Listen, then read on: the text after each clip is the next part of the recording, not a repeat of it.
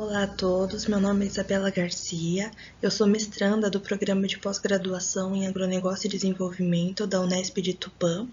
e hoje eu vou falar para vocês um pouco sobre o meu trabalho que é intitulado como SedaPoint, uma plataforma de comunicação para diminuir os impactos da deriva de agrotóxicos na sericicultura. E esse trabalho ele foi orientado pelas professoras Mariana Rodrigueiro e Priscila McLean.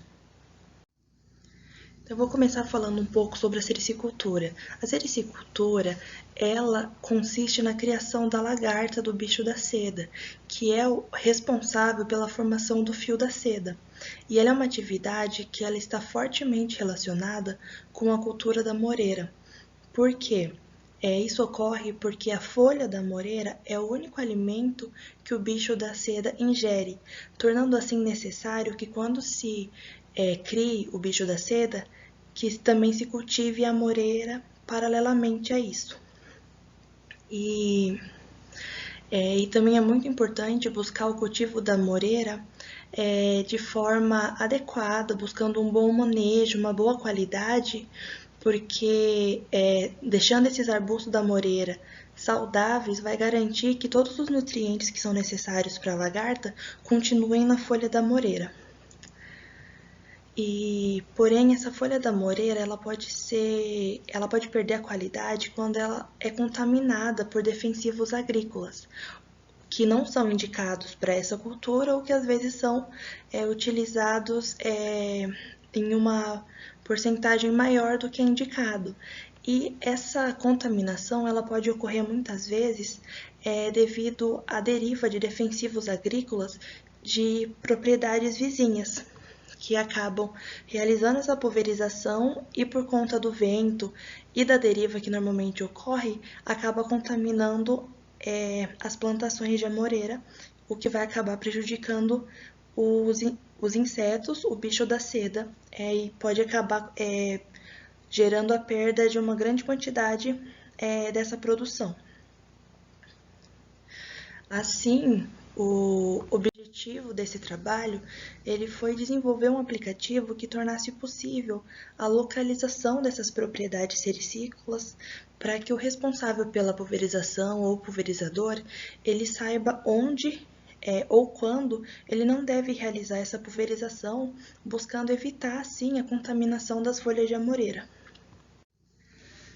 E esse trabalho ele foi desenvolvido utilizando a plataforma Meet App Inventor, que é uma plataforma para o desenvolvimento de aplicativos através de blocos de código. E o banco de dados que foi utilizado foi o banco de dados Firebase Real Time Database,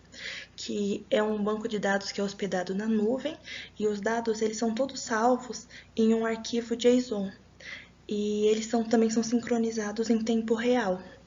E toda a configuração e o cadastro das informações no banco de dados, eles são feitos direto pelos blocos que são disponibilizados pela plataforma do App Inventor. E é possível que esses dados sejam gerenciados pela própria plataforma do banco de dados, o Firebase, como a gente pode observar nessa própria imagem, que o banco de dados ele tem uma plataforma online que possibilita que todos esses dados sejam geridos. E o primeiro passo para desenvolver o aplicativo foi o desenvolvimento das telas, que o aplicativo então ele vai contar com uma tela de início, com a tela de login, a tela de cadastro de usuário, a tela do cadastro da propriedade e a tela da consulta. E todas essas telas elas foram desenvolvidas através da junção de blocos que são disponibilizados pela App Inventor,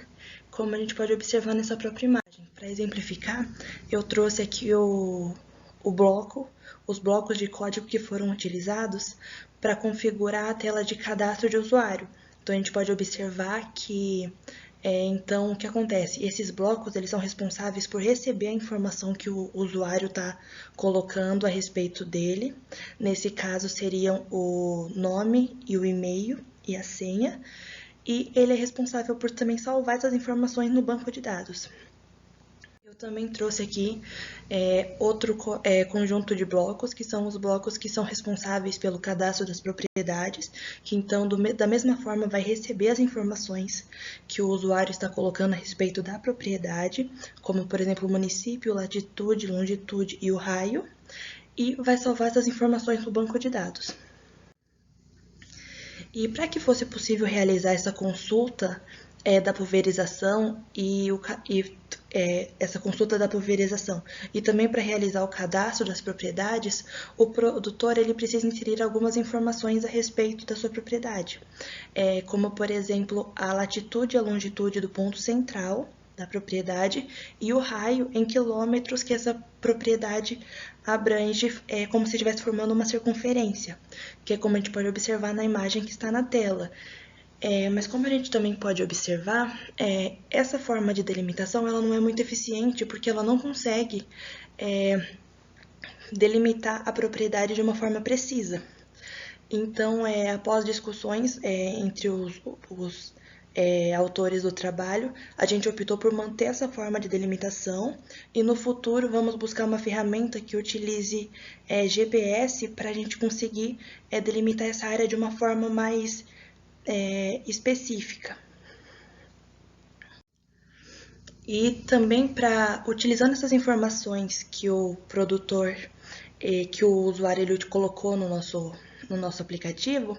a gente realizou uma busca utilizando uma fórmula que calcula a distância entre as duas propriedades, e então a gente comparou essa informação da latitude e da longitude que o usuário está colocando para realizar a consulta e estamos comparando com todas as informações que temos salvas no banco de dados para verificar se a propriedade que esse usuário vai pulverizar não está de fato perto de alguma outra propriedade que tem esse risco de ser contaminada. E essa é a fórmula que a gente utiliza, que vocês podem observar na tela também, que é uma busca que é realizada no banco de dados, utilizando a fórmula que calcula a distância entre as duas propriedades. Então, como resultado, no final dessa primeira versão do nosso aplicativo, a gente apresentou 5 telas, que é a tela inicial do aplicativo, onde o usuário ele pode optar por realizar uma consulta sem precisar de login nem nada, ou ele pode optar por realizar o login e entrar na área dele, ou ele pode se cadastrar como um novo usuário. Então, na tela de login, ele entraria com o e-mail e a senha dele. E na tela de cadastro de usuário, ele pode colocar, então, o nome dele, o e-mail e a senha e se cadastrar para poder cadastrar a sua propriedade. Na tela de cadastro de propriedade,